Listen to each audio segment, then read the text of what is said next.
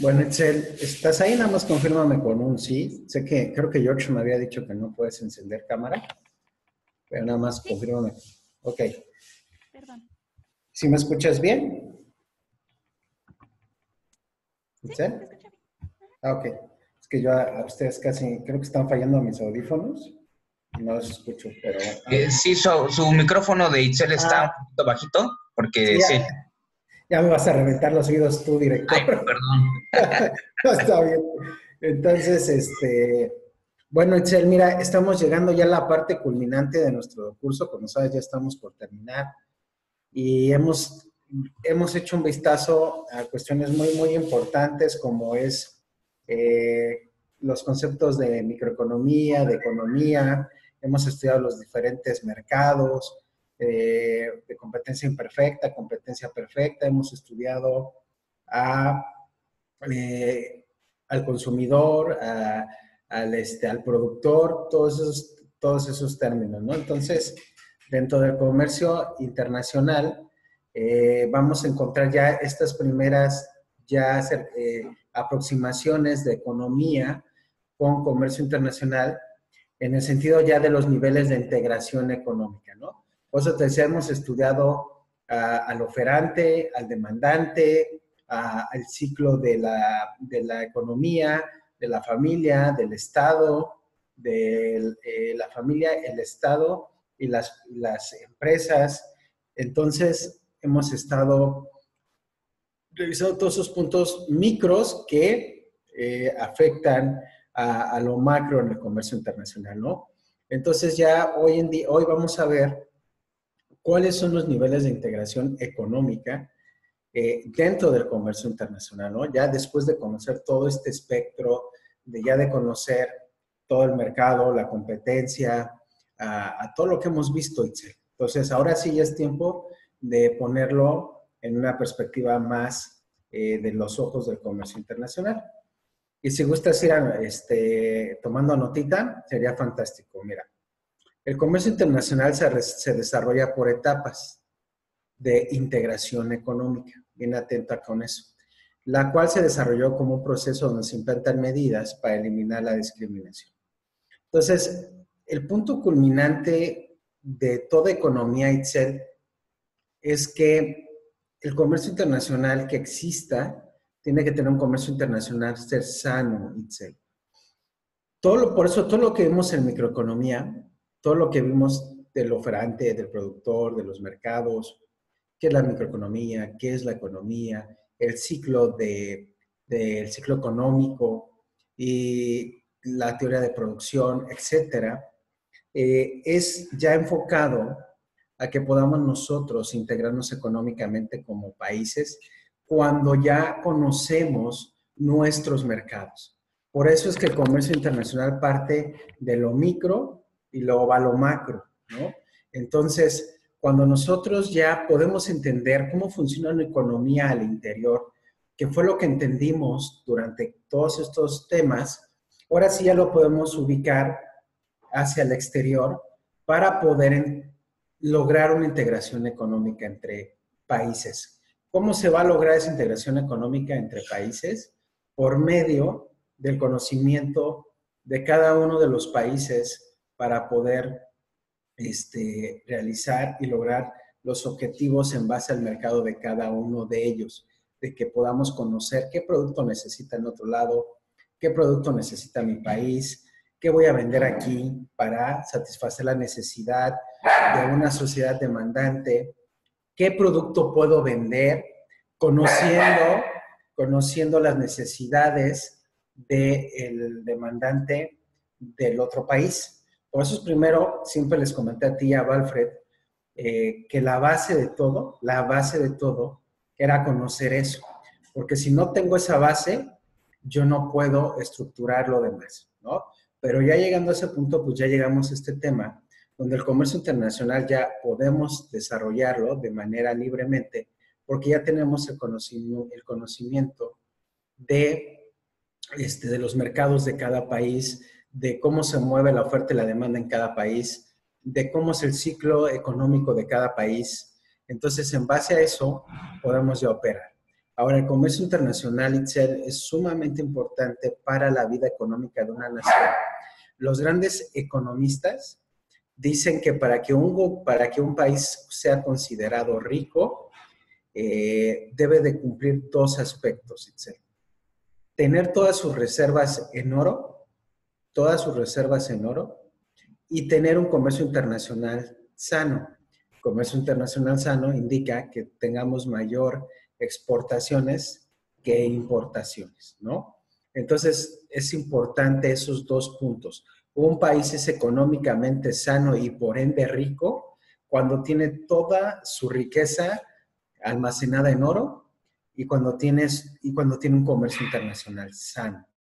Entonces, México, analizando a nuestro país, Itzel, en México tenemos, y todas nuestras reservas las tenemos en oro. Eso es muy bueno, porque pues somos un país minero, somos un país que tenemos recursos naturales, hablando de metales preciosos, entre ellos el oro. Por eso es que México puede darse el lujo de tener sus reservas en oro y darle un sustento económico a nuestro país, ¿no? Tan es así que esas reservas económicas en oro, Itzel, es lo que ha mantenido a nuestro país a flote. Si hay algo bueno que dejaron los gobiernos desde Salinas hasta Peña Nieto, es que sí dejaron un recurso considerable en reservas de oro. Entonces, con eso hemos podido enfrentar la crisis económica del COVID.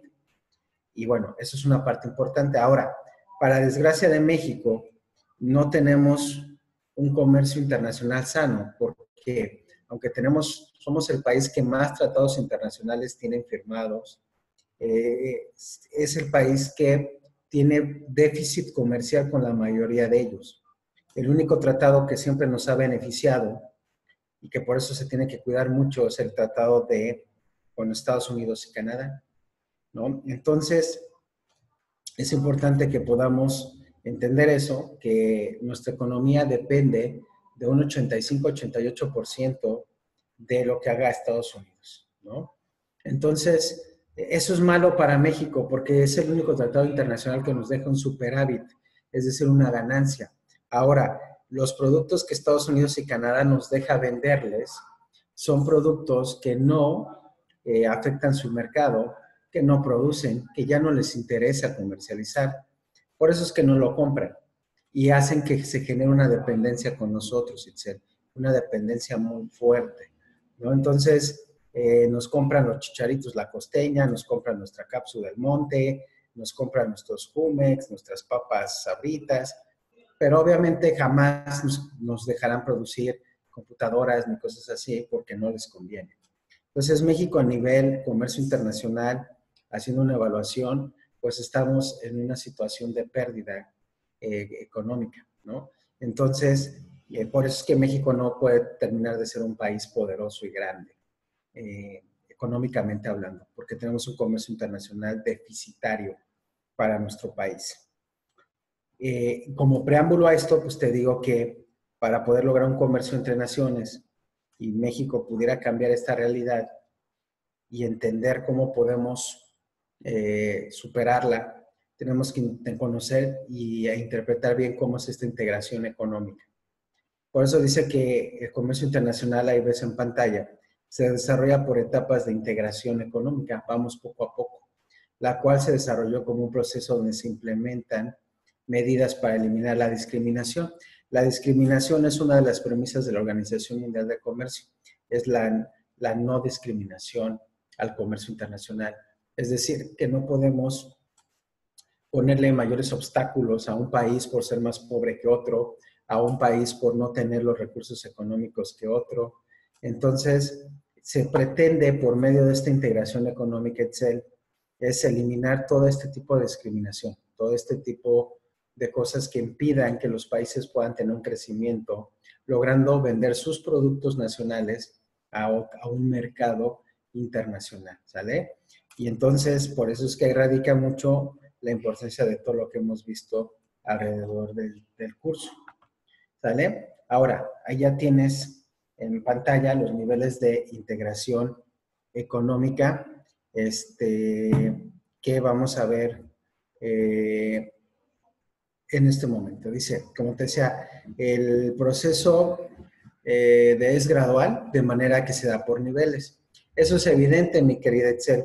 No podemos caminar, no podemos caminar sin gatear y correr sin caminar, ¿no? Entonces, México, como otros países, deben de tener estos niveles de integración y debe ser gradual, ¿sale? Precisamente para que nuestra economía interna, nuestro mercado interno, pueda, de alguna manera, soportar la dinámica de mercados, ¿sale?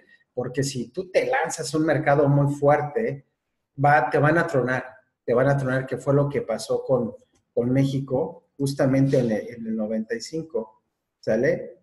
Entonces, en el 94, 95, cuando se lanza el Tratado de Libre Comercio, México entra a esa integración económica con Canadá y Estados Unidos, donde no estábamos preparados, nuestra economía, nuestra microeconomía, nuestra macroeconomía no estaba lista para solventar una entrada de productos hacia nuestra nación. Quebró a nuestras empresas nacionales, las quebró por completo, ¿no?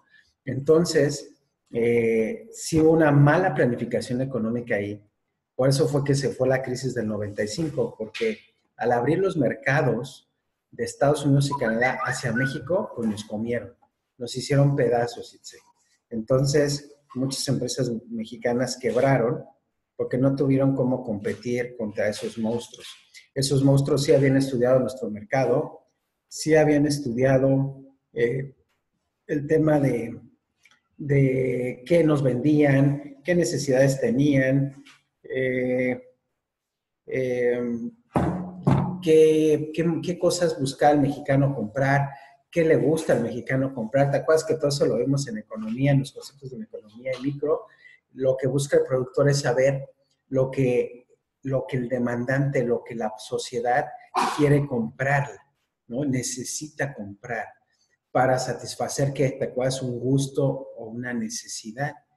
Entonces, Estados Unidos nos estudió perfectamente, al igual que Canadá, entraron sus productos de lleno y tronaron a nuestras empresas porque estaban mejor preparadas para darle al cliente mexicano lo que necesita. Entonces, muchas empresas quebraron en ese momento. Entonces, de nada sirve entrar a un comercio, una dinámica de comercio internacional contra países con los que no puedes competir, ¿sale? Entonces, eso es muy importante que lo tengamos siempre en mente. Por eso, el nivel de integración debe darse gradualmente, gradualmente. ¿Vamos bien hasta ahí, Itzel? ¿Alguna duda? ¿Si me estoy dando a explicar bien? Sí, sin ¿Sí? ninguna duda. Ok. La primer nivel de integración es algo que es muy común, muy tranquilo, que se conoce como área de libre comercio, Itzel. Y fíjate en lo que consiste nada más, en la eliminación de barreras para el intercambio de bienes. Sin embargo, se siguen conservando al margen, siendo muy particulares frente a terceros países, ¿vale? Con esto se eliminan los derechos aduaneros y cuotas, licencias, permisos, así como también la desigualdad en cuanto a los productos de origen e importados. Entonces, lo que hacemos es que podemos empezar con un área de libre comercio, nada más. Pensemos con México, con Guatemala, por ejemplo, con El Salvador, y establezcamos un área nada más, Itzel, México, Guatemala, El Salvador, Belice. ¿Y en qué va a consistir esto? En que vamos a derribar las barreras para no intercambiar nuestros productos. ¿Qué significa eliminar las barreras? Entre ellos, quitar aranceles, ¿no? Aranceles muy caros. La arancel es la cuota que pagamos por que nuestro país nos permita ingresar un producto. Entonces, o desaparecemos los aranceles o los bajamos para que no sea tan costoso que podamos ingresar un producto, o más bien el extranjero o nosotros al otro país ingresar un producto, ¿vale? Entonces, es muy importante tener eso. A eso se refiere cuando dice eliminar barreras, ¿no? Otra barrera es que como yo produzco esto, tú no lo puedes meter. Entonces, a lo mejor sí lo vas a poder meter sin que afectes mi economía, mi producción nacional, pero sí te voy a dejar que metas cierta cantidad de tu producto, ¿sale? Para que compita con el mío. y entonces pues se generan empleos en muchas cosas. Sin embargo, cuando es muy importante delimitar la zona de área de libre comercio, porque cuando hay un país tercero que no sea parte de esa área que nosotros determinamos de libre comercio, con él seguimos teniendo las mismas barreras o los mismos obstáculos, ¿sale? Y gracias a la área libre de comercio también, ¿qué es eso de eliminar derechos aduaneros y cuotas, etcétera, ¿no? De repente, ¿y eso qué es, no? Pues simplemente es quitar la burocracia en las aduanas, reducir el papeleo administrativo, en pocas palabras. Eso es en poquísimas palabras lo que estamos necesitando, pues, ¿no? Itzel, para poder tener un comercio sano, ¿no? Entonces, quitamos los procesos administrativos que son muy latosos, Itzel, y pareciera que no tienen importancia, pero tienen mucha, ¿sale? Entonces, eso es un punto del área de libre comercio. Acuérdate, el área de libre comercio, yo negocio, la establezco así como tal, México, Belice, El Salvador, somos vecinos, nos quitamos las barreras, disminuimos aranceles, quitamos procesos administrativos engorrosos para agilizar el comercio entre nuestras naciones, ¿no? Y también nos quitamos de, ay, no, ese producto es guatemalteco, seguramente es bien chafa, ¿no? Entonces, no podemos, en el comercio internacional, acuérdate, no hay discriminación. Por eso es que los productos chinos, aunque son muy malos, los permiten vender aquí porque pues no hay discriminación, ¿vale? Ese es un punto. En México no existe la discriminación, por eso es que entran los productos chinos al por mayor. Y bueno, pero porque México sí tiene un tratado con China, no área de libre comercio. Entonces, ese es el área de libre comercio, que es la primera integración. Luego viene una segunda integración, que es la unión aduanera, que es la unificación de territorio fronterizo, ¿sale?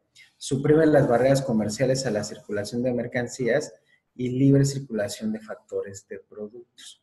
Arancel aduanal frente a terceros. Entonces, la unión, ya una cosa es el espacio geográfico donde limitamos nuestra área de comercio internacional entre naciones, donde ya vimos que quitamos barreras arancelarias, eliminamos todo tipo de obstáculos al comercio, procuramos apoyarnos, sería mejor usar esa palabra, y disminuimos los trámites aduaneros. La siguiente es que unificamos el territorio. ¿A qué se refiere esto?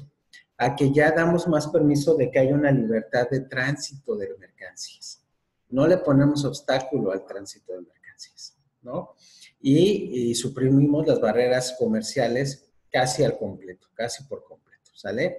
Entonces, no solo son productos, sino que ahora también podemos tener libres factores de circulación de factores productivos como materia prima, personas, etcétera, ¿no?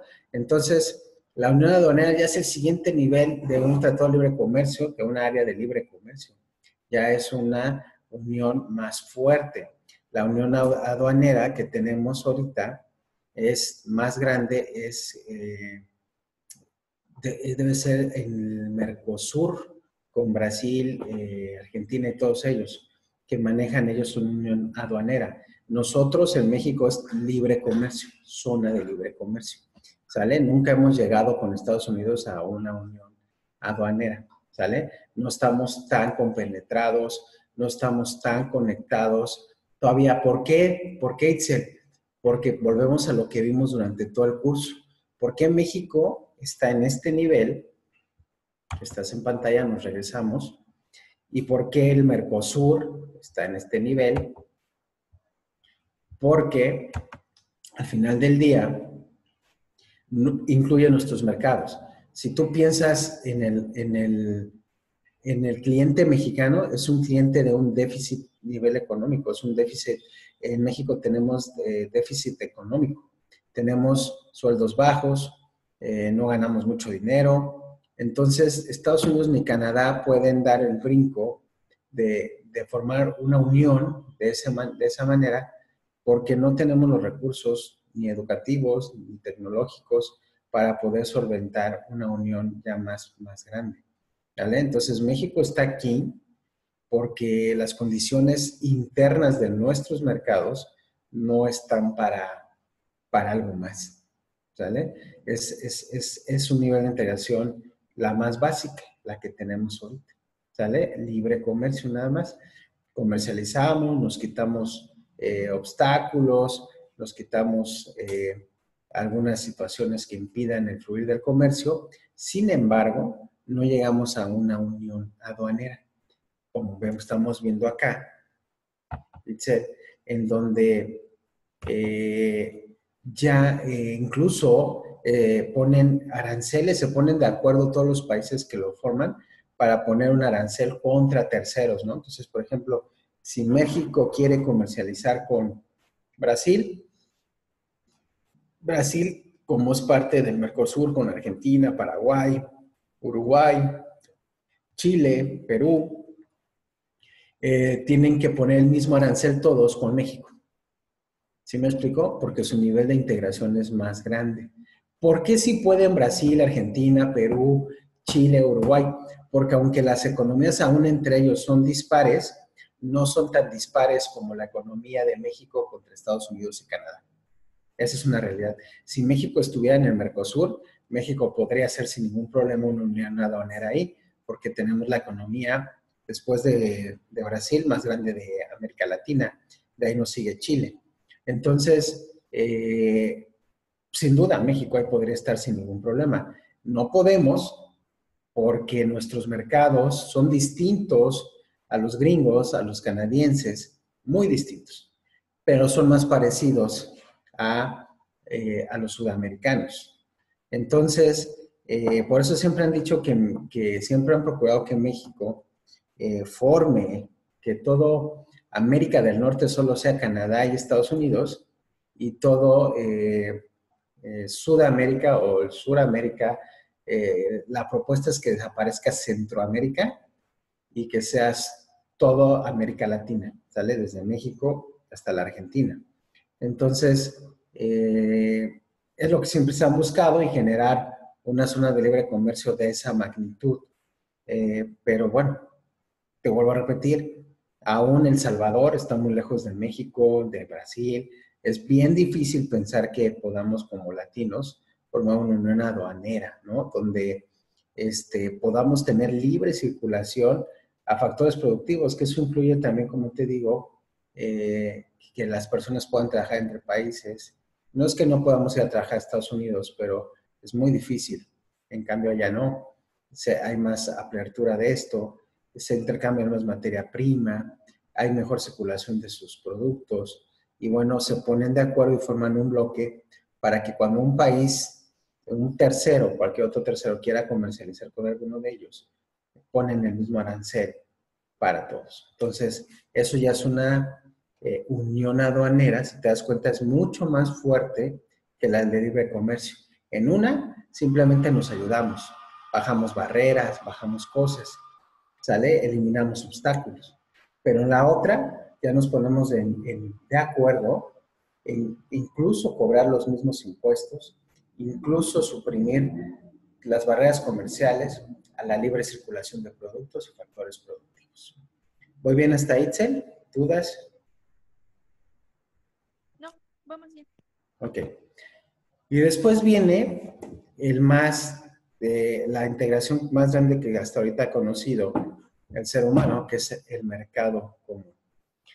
Es la eliminación, es la eliminación de todo obstáculo para el libre flujo de todos los factores de producción.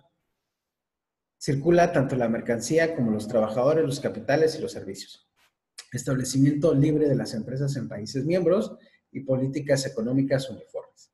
El mercado común es la Unión Europea, que es el máximo nivel de integración que hasta ahorita conoce el planeta Tierra, ¿no? Ahí ya, ¿qué pasa, Itzel?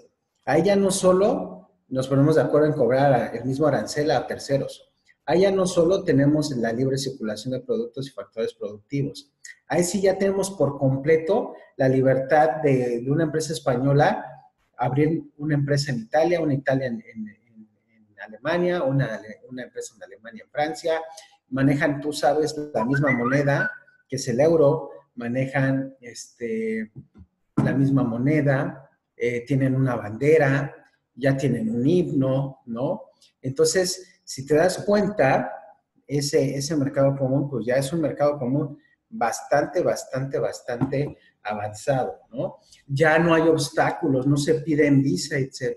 Los trabajadores pueden ir de un lado a otro y buscar trabajo, ¿vale? Si tú eres un ciudadano francés, pues puedes ir a buscar trabajo a Alemania, puedes ir trabajo a Polonia, a Irlanda, a Italia, a Suecia, a Suiza. Ahora, claro que a la Unión Europea lo pudo hacer más fácil porque geográficamente ya todos juntos se ven muy grandes, pero en realidad los conecta un solo tren, tú lo sabes.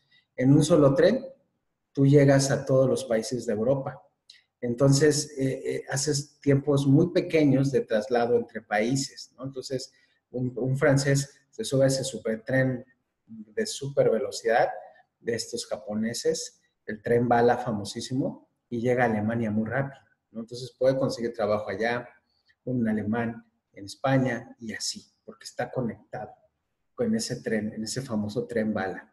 Entonces, es una tecnología muy avanzada que no tenemos, por ejemplo, México, Estados Unidos y Canadá, y que por supuesto tampoco la tiene el Mercosur, por Brasil y Argentina y todos ellos, pues no la tenemos para lograr ese nivel de integración, ¿no? Entonces, se busca eso y ellos lo han logrado, ¿no? Acuérdate, una misma moneda, un mismo himno, un libre tránsito de personas para que busquen trabajo, no se les pide visa, libre establecimiento de empresas entre las naciones, no se les pone ningún tipo de obstáculo, libre tránsito de productos, cualquiera que sea, se vende en todos los países, libre tránsito de servicios, cualquier servicio que ofrezcas se mueve libremente en todos los países de Europa. Entonces, ese es el más alto nivel de integración que te digo. También obviamente el comercio de capitales, de inversiones, todo está libre allá. Entonces se mueve mucho. Por eso tú ves, Itzel, que cuando España empieza a titubear, España es el patito feo de la Unión Europea, pero Italia igual, andan ahí luego medio bizarros. Cuando España o Italia se empiezan a debilitar, o Portugal, que tampoco es de los más buenos, ¿qué crees? Que todos los países entran a ayudarlos económicamente, porque no les conviene que se caigan. Imagínate, tú eres alemán y tienes a 1 millón de personas trabajando en España, y de repente se cae la economía española y te los van a regresar a Alemania y no tienes dónde darle trabajo. Entonces, lo que hacen los países, estos países europeos, es que se ayudan para evitar ese tipo de cosas. Por eso ves que España pues siempre sale avante de sus problemas, Italia o el país que caiga, Alemania, Francia, el que caiga. Entre ellos se ayudan económicamente, y se hacen préstamos y se sacan adelante porque son una unión, son un mercado común. Entonces caminan juntos. Pero obviamente, ¿por qué se han logrado eso, Itzel? Porque sus mercados, todo lo que vimos al inicio de este curso, porque sus mercados son parecidos, porque sus consumidores son parecidos, porque sus productores son parecidos, porque el nivel de ingresos por habitantes es parecido, porque su circuito económico es parecido. Entonces, porque su nivel educativo es parecido, porque su nivel cultural es muy parecido. Entonces, eso puede hacer que sea un mercado común. Como verás, México, Estados Unidos y Canadá están lejísimos de eso, y Brasil y ellos también, en parte, por eso nada más logran llegar a una unión aduanera, ¿sale? Porque todavía están muy lejos de tener las mismas condiciones para lograr este mercado común. Y por último, la unión económica. Incluye la unión aduanera, unificación de políticas fiscales, monetarias, en ciertos casos también políticas sociales y culturales, creación de órganos supranacionales que dirimen la controversia. ¿Sale? Aquí ya el tema de la unión económica, mi querida Itzel, es el máximo nivel de integración económica que por supuesto no nadie, no hemos conocido hasta ahora, ¿sale? No hemos conocido hasta ahora. ¿Por qué? Porque simple y sencillamente es un nivel de integración muy grande. Aunque en la Unión Europea, si tú te das cuenta, el mercado común ya tiene tintes de la Unión Económica, porque ya tienen políticas fiscales parecidas, porque ya tienen una moneda parecida que es el euro, y en ciertos casos también políticas sociales y culturales. A eso todavía no llegan. Lo que la Unión Económica procura, Excel, es que de plano llegue a un punto en que España deje de cantar su himno, Holanda deje de cantar su himno, Italia deje de cantar su himno, Francia, y canten un solo himno, que todos tengan la misma política fiscal, que todos tengan la misma política económica, es decir, el total rompimiento de fronteras, ¿sale? Por eso es la creación de órganos supranacionales, donde ya exista solo un poder judicial para toda la Unión Europea, ¿sale? Un solo organismo que juzgue, la misma policía, la misma juramento a la bandera, pero de la Unión Europea, el mismo nivel económico. Por eso es que el mercado común ya es el último pasito a la Unión Económica, pero también todavía hay cosas en Europa que les ha impedido lograr a este punto, porque volvemos al tema. Aunque son parecidos, y viste que te dije, son parecidos, sus mercados no son iguales. Entonces, mientras no haya una igualdad, un pensamiento, una unificación, pues no podrán lograr tampoco ellos la integración grande que se busca esta. Entonces, la unión económica todavía no se ha visto y estamos en esta. Es la más grande que hemos visto hasta ahora, ¿no? Entonces, todo lo que hemos tratado, con eso terminamos hoy, Itzel, con todo lo que hemos tratado, tú ya puedes entender por qué es importante poder establecer el nivel de integración económica en base al conocimiento de las variables microeconómicas que estuvimos estudiando durante todo el curso, ¿sale? Yo no me puedo aventurar a tener niveles de integración económica muy grandes con países muy poderosos cuando mis mercados no están en condiciones, cuando no vivo una sana competencia, cuando todo mi mercado es de competencia imperfecta y casi no tengo mercados de competencia perfecta. Cuando mi circuito económico falla tanto, ¿no te acuerdas cuando hablábamos del Estado, la familia y la empresa? Y cuando hay ahí un desorden, aunque sí tenemos el circuito, pues hay cosas que se rompen. Cuando no puedo satisfacer las necesidades totales de mi población, es cuando los niveles de integración a nivel internacional se ven afectados. O tengo que empezar como estamos ahorita, una simple área de libre comercio, porque no puedo con más. No puedo llegar a una unión aduanera y no puedo llegar a un mercado común y menos. Ahí decía unión económica, la palabra más común es a una unificación. Una unificación, ¿sale? Entonces, de todos el de unificación, te digo, ni en Europa han llegado, ¿sale? Entonces, no sé si tengas alguna duda, Excel, del día de hoy.